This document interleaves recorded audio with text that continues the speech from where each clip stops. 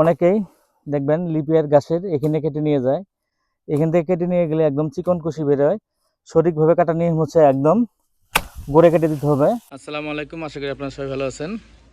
আজকে একটি বিষয় আপনাদের সাথে শেয়ার করব। এই গাছটি হলো বীজের চারা থেকে করা হয়েছে। দেখেন কি পরিমাণ ফলন গাছে ধরছে।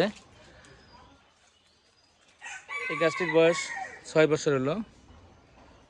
প্রচুর পরিমাণ ফলন বীজের চারা থেকে। 2 বছর থেকে গাছে ফল আসতেছে। গত বছর এর চেয়ে একটু কম ধরা ছিল। এবার আপনার একদম গাছের গোড়া থেকে দেখাই,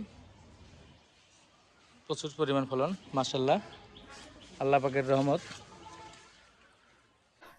যেহেতু মূল পেশা হিসেবে আমি কৃষিকে বেছে নিচ্ছি, প্রতিদিনই আমি 6 ঘন্টা করে এই কৃষি খামারে কাজ করে থাকি। এতে আমার শরীর স্বাস্থ্য ভালো থাকে। গড়ে কেটে দিতে হবে।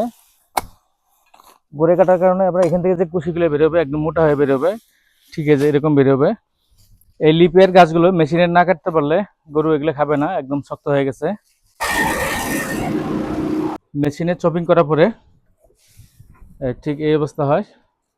এইভাবে দিলে গরু একদম ভালো করে খেয়ে নিতে পারে। আপনারাও ট্রাই করতে পারেন। গরু খামার করতে গেলে ঠিক এইভাবেই পরিশ্রম করতে হয়। সবাই দোয়া করবেন। আসসালামু আলাইকুম।